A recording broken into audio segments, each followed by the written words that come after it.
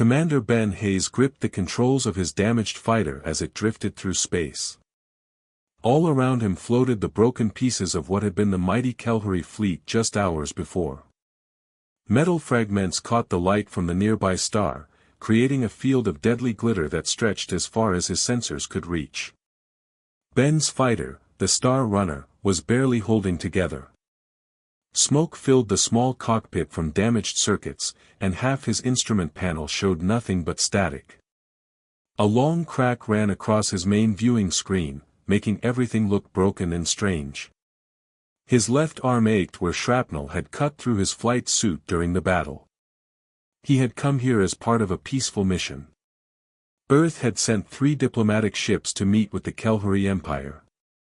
The plan was simple: trade talks, technology sharing, maybe a new alliance. The Kelhari were known across the galaxy as peaceful people who loved art and science. Their ships looked like giant crystal butterflies, beautiful and graceful as they moved through space. But everything had gone wrong. The attack had come without warning. Ben had been flying patrol around the diplomatic ships when his sensors picked up something strange. At first, it looked like asteroids moving toward them. Then the asteroids started changing shape. The Hive had found them. Ben had heard stories about the Hive, but he had never seen them before. They were like something from a nightmare. Their ships were not built but grown, like huge insects made of metal and flesh. They moved in perfect groups, attacking everything in their path. They did not talk or negotiate. They only consumed. The battle had lasted 3 hours. The human diplomatic ships were destroyed in the first 10 minutes. Ben's squadron of 12 fighters had tried to protect them, but it was hopeless. The Hive ships were too strong, too fast, too many. One by one, Ben watched his friends die. Lieutenant Sarah Kim went down fighting 3 Hive ships at once. Captain Mike Torres tried to ram his damaged fighter into their command ship but was torn apart by bioweapons before he could reach it. Young pilot Alex Chen, fresh out of the academy, lasted only 5 minutes before his ship was consumed by some kind of acid that ate through his hull. Now Ben was alone. He had tried to call for help, but the Hive ships were blocking all communications. Even if a message got through, the nearest human fleet was 6 days away. Too far to help anyone here. Through his cracked viewing screen, Ben could see the Hive ships moving like sharks through the debris. They were looking for survivors to kill and technology to steal. Their biohulls pulsed with weird lights as they fed on the wreckage around them. Ben checked his fuel gauge and felt his heart sink. He had maybe enough power to reach the edge of the system. From there, he could jump to hyperspace and warn Earth about this new threat. It was the smart thing to do. The logical thing. The thing any other species in the galaxy would do. But then he heard the voice. It came through his neural implant, weak and filled with pain. The Kelhari could speak directly to other minds when they were dying. Ben had learned this during his briefing, but experiencing it was different than reading about it. "Help me," the voice whispered in his head. "My people need to know what happened here." Ben looked around and finally spotted it. A single Kelhari ship, larger than the others, floating dead in space about 2 kilometers away. Its crystal hull was cracked and dark, with no lights showing. But someone inside was still alive. "Who are you?" Ben thought back, hoping the telepathic connection would work both ways. "I am Queen Zara of the Kelhari Empire," came the weak reply. "My ship has no power. My guards are dead. I am dying from hive poison, but I must live long enough to warn my people about the evacuation routes." Ben felt a chill run through him. A queen. The leader of an entire empire was trapped in that dead ship, and she was dying. "What happened to your people?" Ben asked. Images flashed through his mind, sent by Queen Zara. He saw the hive ships appearing suddenly around the Kelhari home worlds. Saw the peaceful crystal cities burning as bioweapons ate through their defenses. Saw millions of Kelhuri children being loaded onto evacuation ships, fleeing to the outer colonies. The hive came from the dark spaces between galaxies. Queen Zara's voice was getting weaker. We had no warning. Our main fleet was destroyed in the first hour. My people are scattered across 50 star systems now, but the hive will hunt them down one by one unless someone warns them about the safe routes. Ben stared at the dark ship floating in space. Inside was a dying queen who held the key to saving millions of people. But getting to her would be almost impossible. 3 hive ships were circling her vessel like vultures, waiting for her to die so they could claim her ship's advanced technology. How long do you have? Ben asked. The poison is shutting down my organs one by one. Perhaps 2 hours, maybe 3. But my ship's life support failed an hour ago. I am breathing recycled air from my personal suit. Ben looked at his fuel gauge again. If he left now, he could make it to human space and live to fight another day. But Queen Zara would die, and with her would die the knowledge needed to save her people.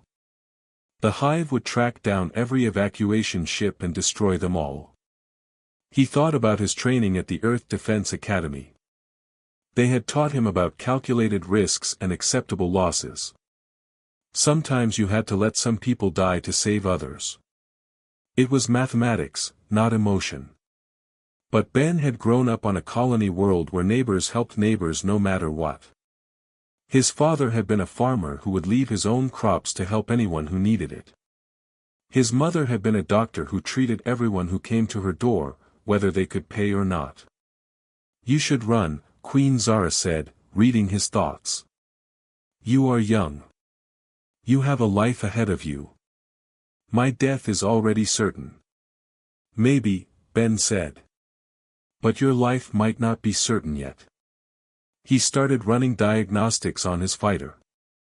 The Star Runner was badly damaged, but the weapons still worked. Sort of.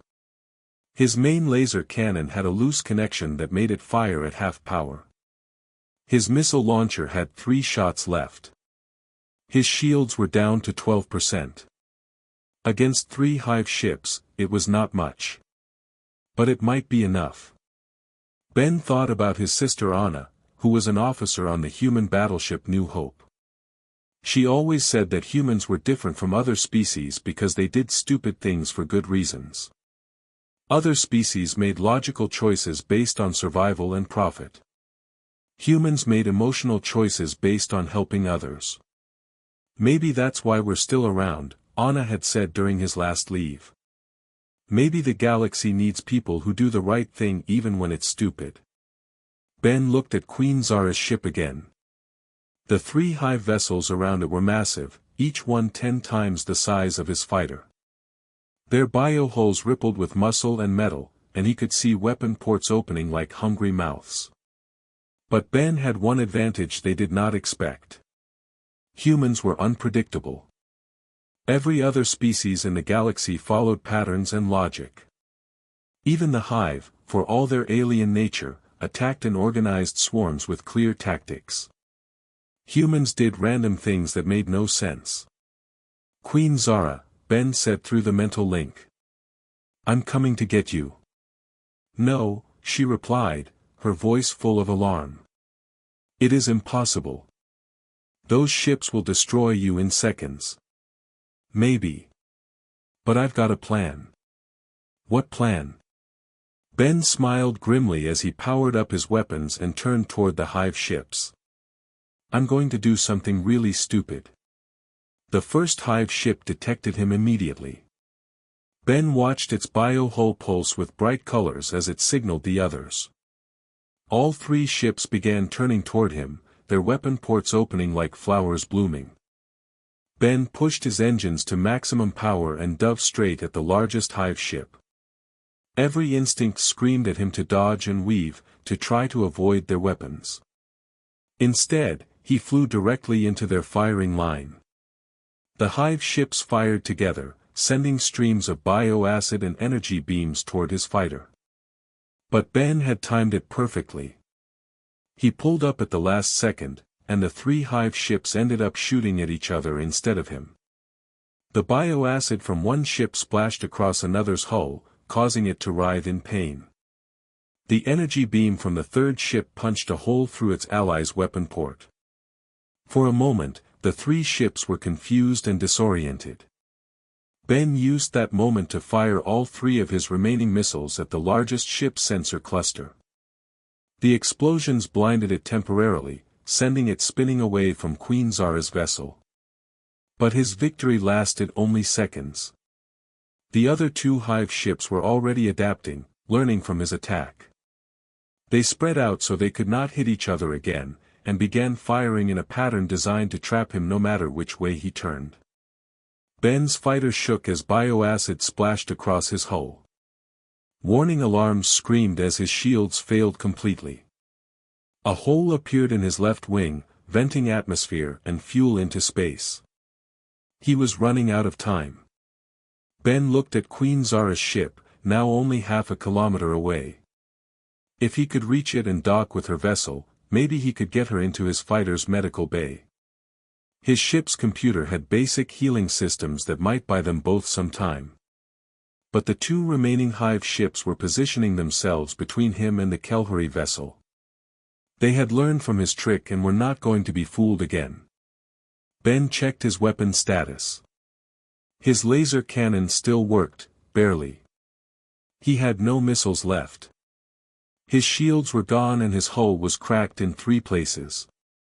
Against any logical assessment, he should retreat.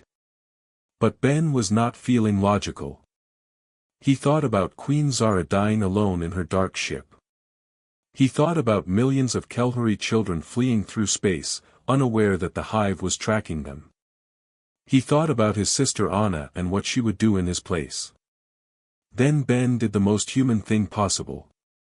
He aimed his fighter directly at the space between the 2 hive ships and accelerated to ramming speed. The hive ships began firing everything they had at him. Bioweapons and energy beams filled the space around his fighter. His instrument panel exploded in sparks. The crack in his viewing screen spread until he could barely see out. But Ben kept flying straight at them.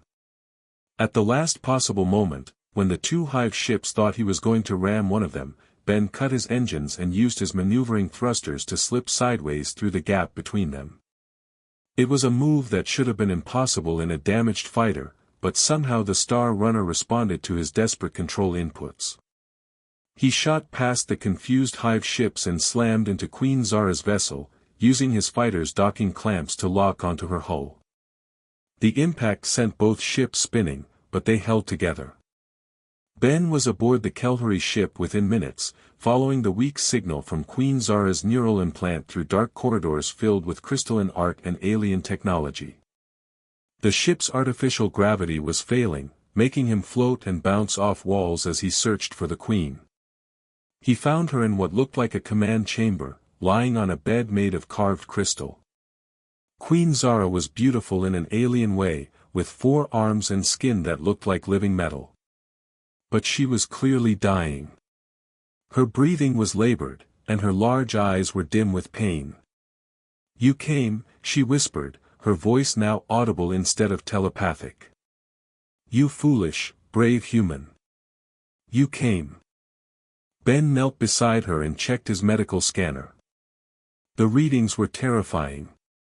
Some kind of biological toxin was shutting down her nervous system, and he had never seen anything like it in human databases.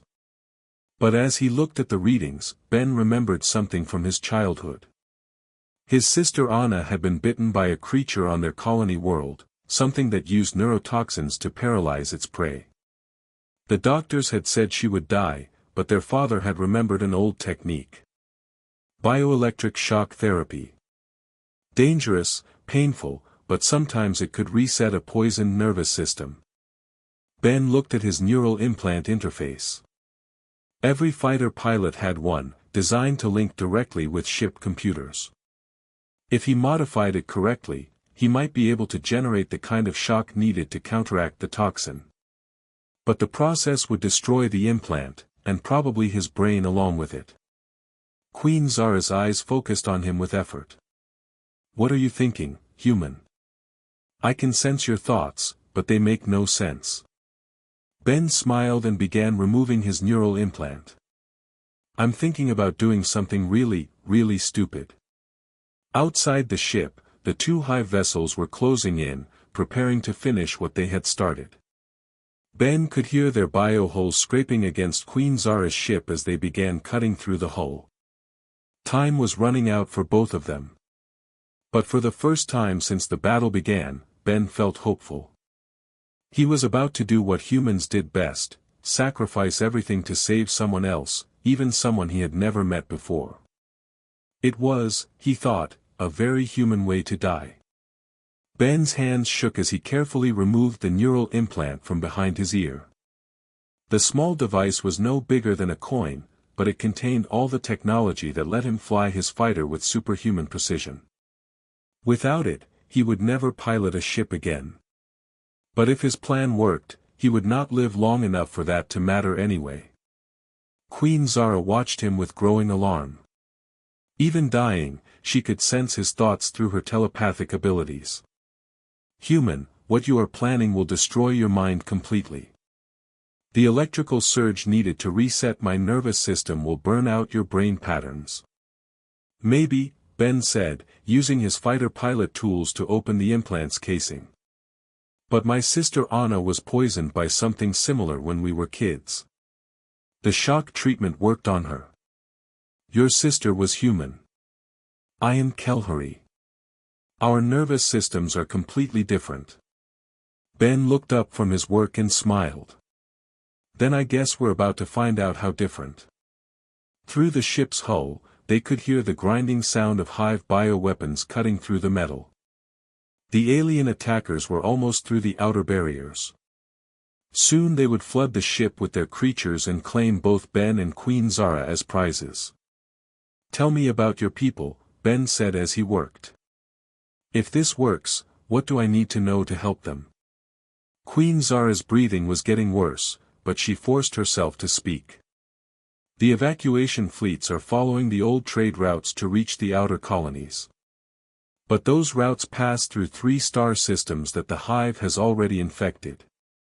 My people do not know this. They are flying directly into death traps." Ben's fingers moved quickly over the implant circuitry. He was no engineer, but every pilot learned basic electronics during training. "What about safe routes? There are hidden paths through the asteroid fields of the Vega system. My military commanders know these routes, but they were all killed when the hive attacked our home worlds. Only I have the complete navigation data stored in my memory." The grinding sound grew louder. Ben could see light coming through cracks in the hull where the hive weapons were cutting through. He had maybe 10 minutes before they broke in completely. "Your people will need more than navigation data," Ben said. "They'll need somewhere safe to go." Queen Zara nodded weakly. "There is a hidden fortress built inside a dead star in the Omega sector. It was constructed centuries ago as a final refuge. But reaching it requires precise timing and special shield frequencies that only the royal family knows." Ben finished modifying the implant and held it up. The device looked like a small metal spider now, with wire leads extending from its core. It would only work once, and the power surge might kill them both. But it was their only chance. "The hive ships," Ben said, "how do they track their prey?" "Biosignatures," Queen Zara replied. "They can sense life forms from great distances. But there is a way to hide from them. My ship carries emergency beacons that broadcast false signals. If activated properly, they can confuse hive sensors for several days."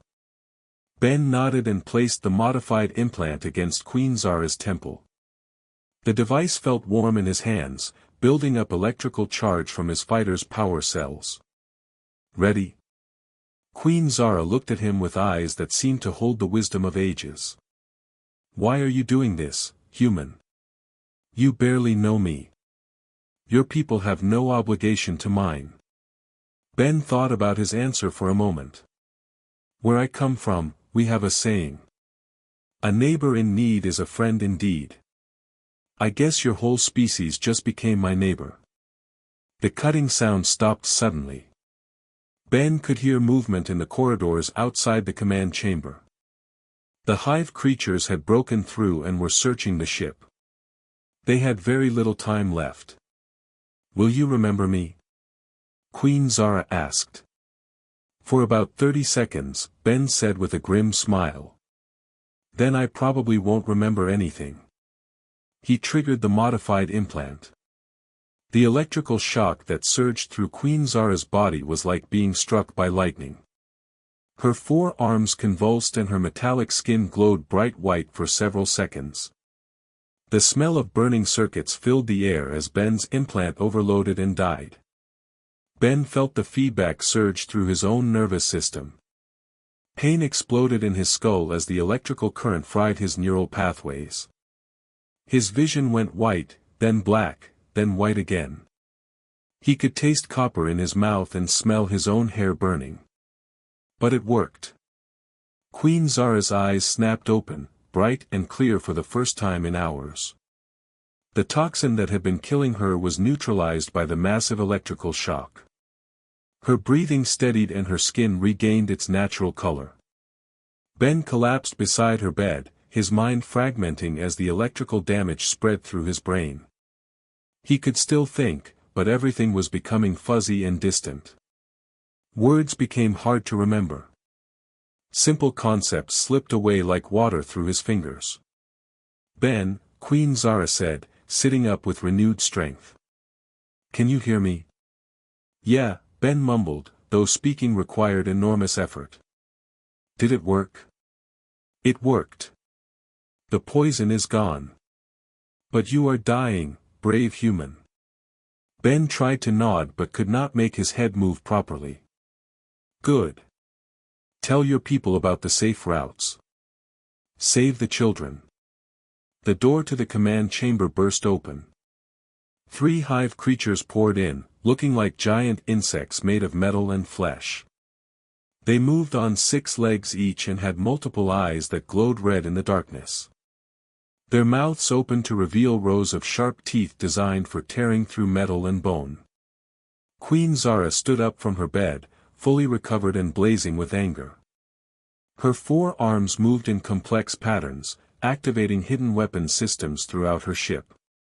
Crystal panels slid open in the walls, revealing energy weapons that had been dormant while she was dying. You come to my ship uninvited, she said in a voice that carried royal authority. You poison me and kill my people. You threaten helpless children fleeing for their lives. The hive creatures clicked and hissed at her, but did not attack immediately.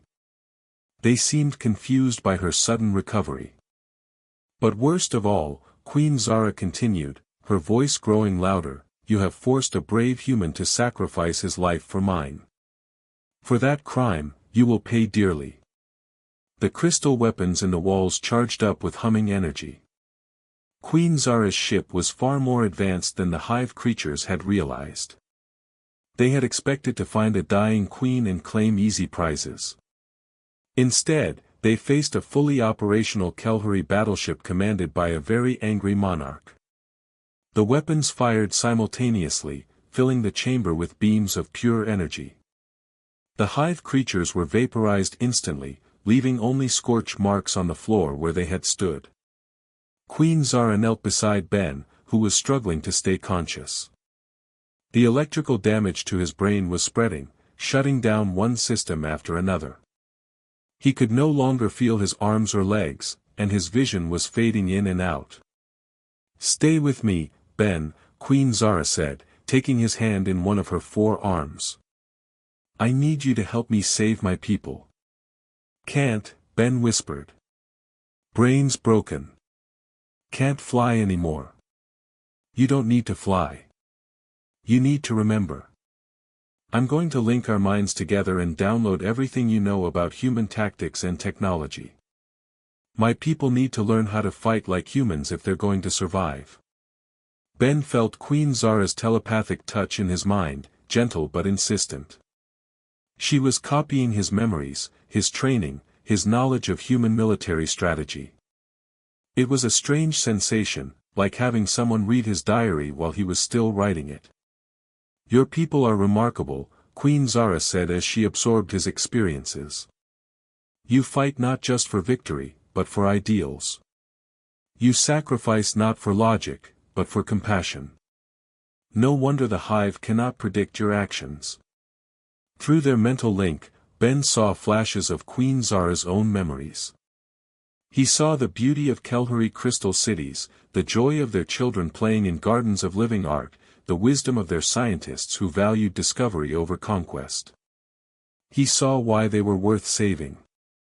The evacuation fleets, Ben managed to say. Are they safe? Queen Zara's mind reached out across space, connecting with her people through the vast telepathic network that linked all Kelhuri. I'm sending them the safe routes now. They're changing course away from the hive traps. The children will live, thanks to you. Ben felt a warm sensation spreading through his chest. Even as his brain shut down, he knew he had done something important. Millions of innocent people would live because one human had chosen to help a stranger. There's something else, Queen Zara said urgently. The hive ships around us.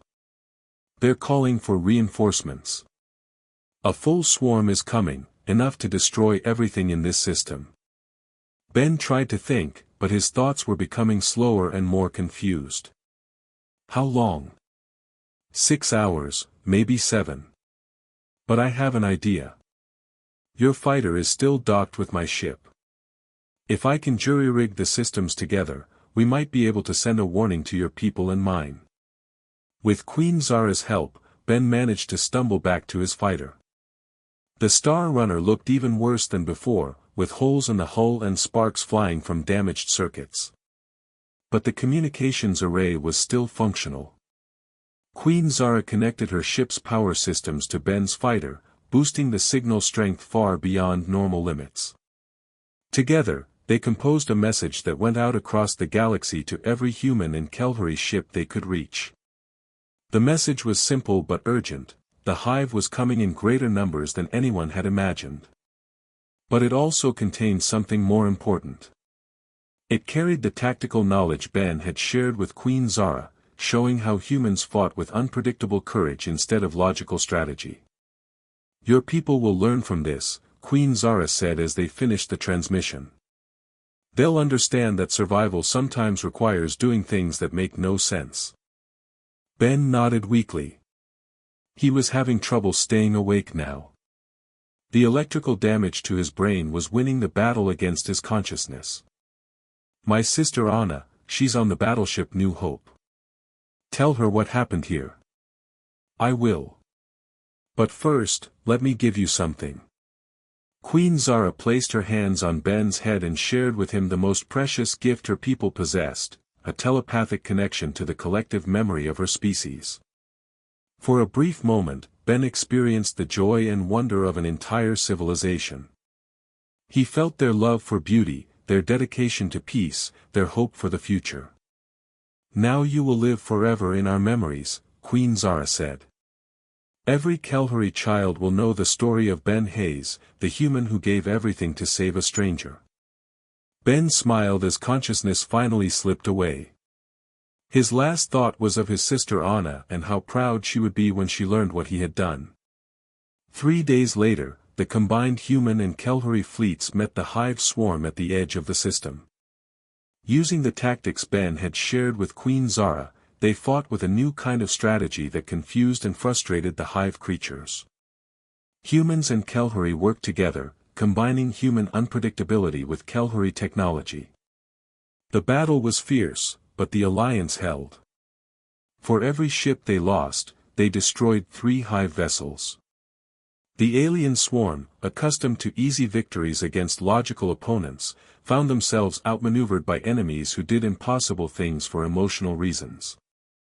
Admiral Anna Hayes, Ben's sister, led the human fleet with tears in her eyes and determination in her heart. She had received Queen Zara's message about her brother's sacrifice, and it had changed something fundamental in her understanding of warfare. "All ships," she broadcast to the combined fleet, "remember Ben Hayes. Remember that sometimes the right thing to do is the hardest thing to do. Fight not just for victory, but for the idea that neighbors help neighbors, no matter what species they belong to." The hive swarm was completely destroyed. Not a single alien ship escaped to report back to their masters. The immediate threat was over, but more importantly, a new alliance had been born from one human's decision to help a dying queen. In the aftermath, Queen Zara established a new tradition among her people. Every Kelhari child would learn about human compassion and the warrior named Ben Hayes who proved that true strength came not from logic or superior technology, but from the willingness to sacrifice everything for others.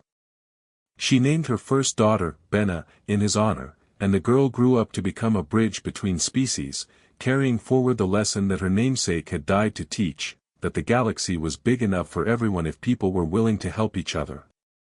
The war with the hive continued for several years, but it was never again the one-sided slaughter it had been before.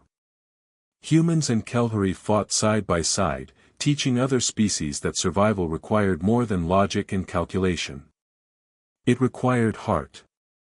And in the end, when the last hive ship was destroyed and peace returned to the galaxy, Queen Zara built a monument on the Kelhari home world. It was a simple crystal statue of a human and a Kelhari standing together, with an inscription that every species could read. In memory of Ben Hayes, who proved that the greatest weapon against darkness is the light of compassion. The monument became a place of pilgrimage for humans and aliens alike, a reminder that sometimes the most important victories come not from superior firepower, but from the simple decision to care more about others than yourself. And somewhere in the vast network of Kelhari collective memory, Ben Hayes lived on, forever young and forever brave, the human who had given everything to save a stranger and, in doing so, had saved the galaxy itself.